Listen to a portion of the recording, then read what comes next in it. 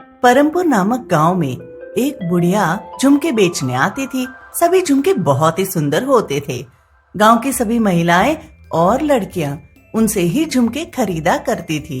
उसी गांव में एक पूनम नाम की लड़की थी जिसे झुमका बहुत पसंद था, मगर पैसे न होने के कारण वह झुमके नहीं खरीद पाती थी। वाह, कितनी खूबसूरत झुमके हैं। काश मैं भी इन्हें ले पाती, मगर यह संभव नहीं क्योंकि चाचा चाची ये नहीं मानने वाले। माँ पिताजी अगर इस दुनिया में होते तो जरूर मुझे यह दिलवा देते। उदास होकर पूनम वापस घर आने लगती है। घर पहुंचते ही, कहाँ थी तू? इतना समय लगता है बाजार से सब्जी लाने में? बोल, कहाँ थी? चाची, मैं तो सब्जी ही खरीद रही थी और कहीं भी नहीं गई। मुझे नहीं सुनना कुछ भी। जा जल्दी जाकर खाना बनाना शुरू कर दे, तेरे चाचा घर आते ही होंगे। पूनम चुपचाप काम में लग जाती है, मगर अब भी वह झुमके के बारे में ही सोच रही थी। ए लड़की, तेरा ध्यान कहाँ है? देख, दूध उबल गया है। माफ करना चाची, ध्यान नहीं रहा।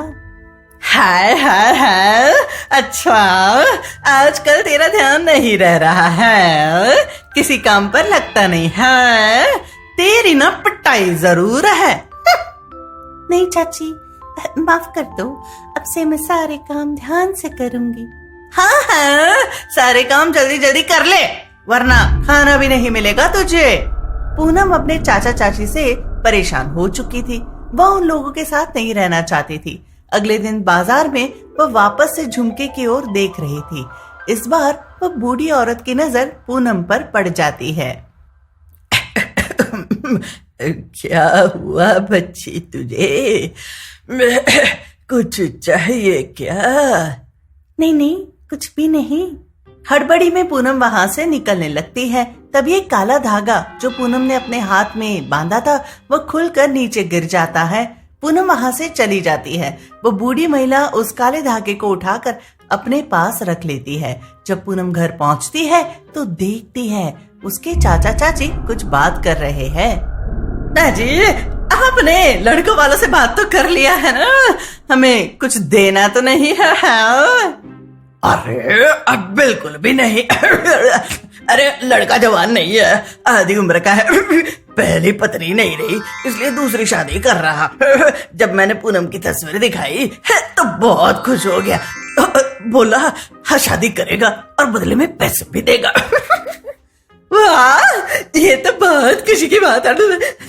हम पैसे मिलेंगे तब तो जल्दी से जल्दी हम इस लड़की को अपने घर से भगा देते हैं और बदले में पैसे भी ले लेंगे। हैं?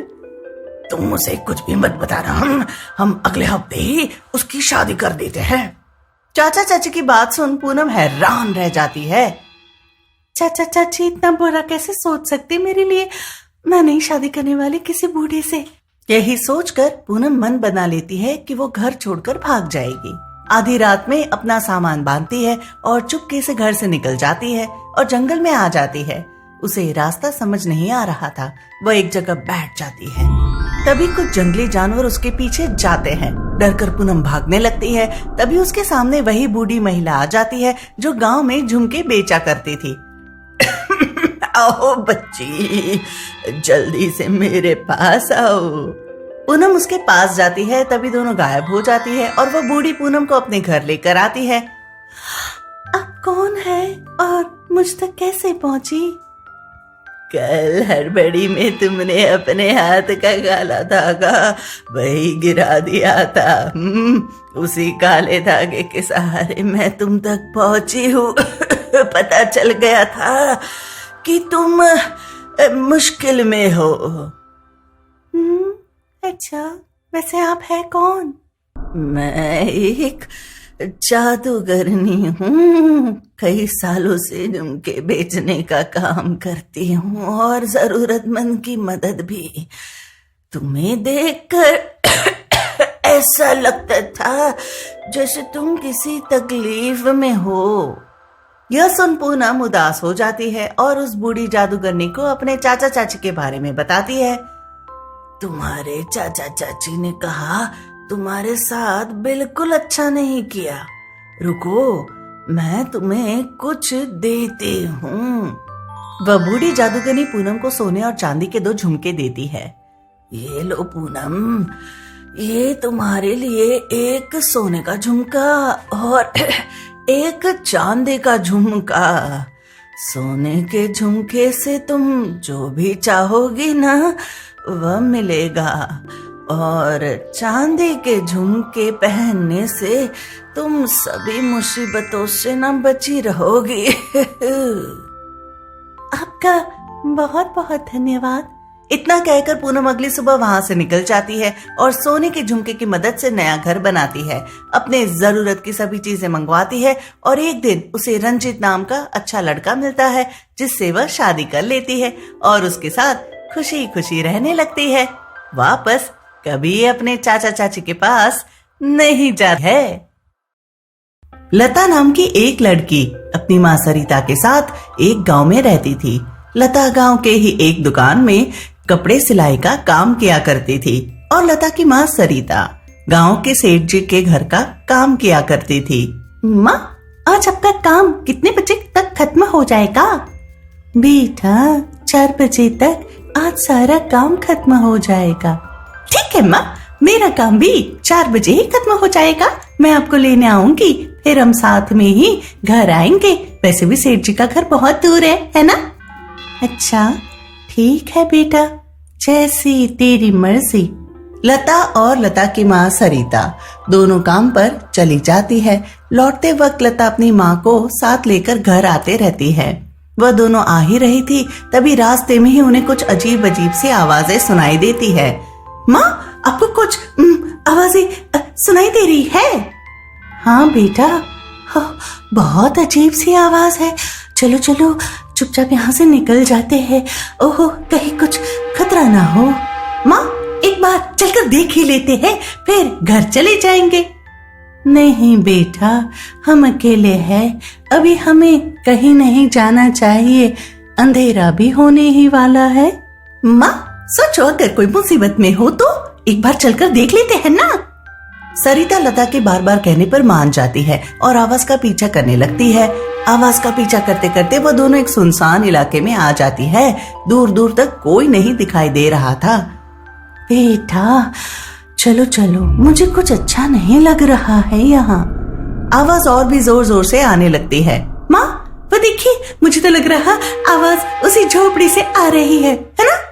लता और सरिता झोपड़ी के अंदर झांक कर देखती है तो उन्हें वहाँ कोई छोटी छोटी लड़कियां बंधी हुई दिखाई देती है।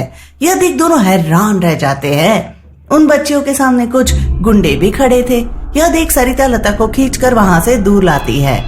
लता, देख रही है, हम कितने खतरनाक जगह पर आ गए हैं। चल चल, जल्दी यहाँ से भागते हैं। माँ, हम इन छोटी छोटी बच्चियों को ऐसे छोड़कर नहीं जा सकते, हमें कुछ करना चाहिए। इतना कहकर लता उस झोपड़ी के अंदर चली जाती है। छोड़ दो इन बच्चों को, छोड़ दो। लता के पीछे पीछे सरिता भी झोपड़ी के अंदर आ जाती है। लड़की, तू यहाँ क्या कर रही है? रुक, अभी बताता हूँ तुझे। इतने में ही सरिता लाल मिर्ची पाउडर का पैकेट लता की ओर फेंकती है। लता तुरंत उसे खोलती है और उन गुंडों की आंखों में झोंक देती है। माँ, इन सबके हाथ पैर खोलकर जल्दी बाहर लेकर जाओ। माँ, जल्दी जल्दी। सरिता सभी बच्चियों के हाथ पैर खोलकर बाहर लेकर जाती है। गुंडों के आंख में मिर्ची जाने की वजह से वह अपने आंख भी नहीं खोल पा रहे थे। मौका देखकर सरिता और लता सभी बच्चियों को लेकर दूर भाग जाती है और अपने घर आती है। माँ, आपके पास मिर्ची पाउडर कैसे आई? हम सेठ जी के घर बहुत अच्छी मिर्ची पाउडर आई थी, तो मालकिन ने एक मुझे भी दे दिया। लता और सरिता सभी बच्चियों का पता पूछती है और उन्हें उनके घर छोड़ देती है, लेकिन एक बच्चे को उसके घर का पता याद नहीं था। बेटा, तुम्हें कुछ भी याद नहीं क्या? नहीं नहीं, मुझे नहीं याद। ओह, यह तो बहुत बुरी बात है, इसके परिवार वाले परेशान हो रहे होंगे। नहीं दीदी, मेरे घर में मेरी दादी के अलावा कोई नहीं। अच्छा, तब तो वह और भी ज्यादा परेशान हो रही होगी।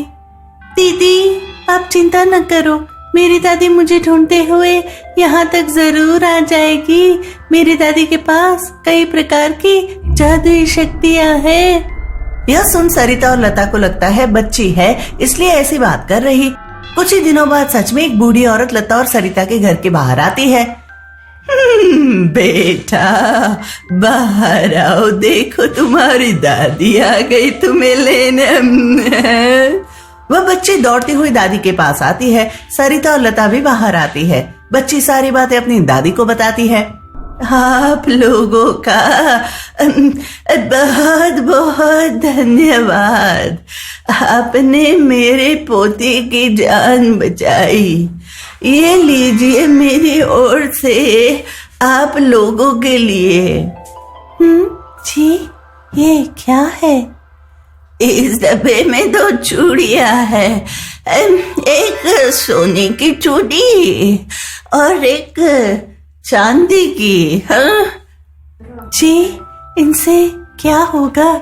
सोने की चूड़ी से आप जितना सोना मांगोगे उतना मिलेगा, और अगर कभी भी आप लोग किसी मुसीबत में पड़ो इस चांदी की चूड़ी को पहन लेना, सब ठीक हो जाएगा। इतना कहकर वह बूढ़ी औरत अपनी पोती को साथ लेकर चली जाती है। सोने की चूड़ी से सरिता और लता सोना मांगती है और उन सोने को बेचकर बहुत अमीर बन जाती है और खुशी खुशी रहने लगती है। लेकिन इतने बड़े पैसे आने के बाद भी उन दोनों ने अपना अपना काम नहीं छोड़ा था। वह अब भी काम पर जाया करती थी। एक दिन लता अपनी माँ को साथ लेकर घर आ रही थी। तभी जिन गुंडों की आंखों में लता ने मिर्च डाला था वह उन दोनों देख लेते हैं और उन पर हमला करने आते हैं। बेटा चांदी की चूड़ी लेकर आई है? हाँ माँ रुको, अभी पहनती हूँ। लता वो चांदी की चूड़ी पहन लेती है और तभी उसके अंदर बहुत ताकत आ जाती है और वह सभी की धुलाई कर देती है। डर के मारे सभी भाग जाते हैं और कभी नहीं आते हैं। सरिता और लता खुशी खुशी वापस घर आ जाती है।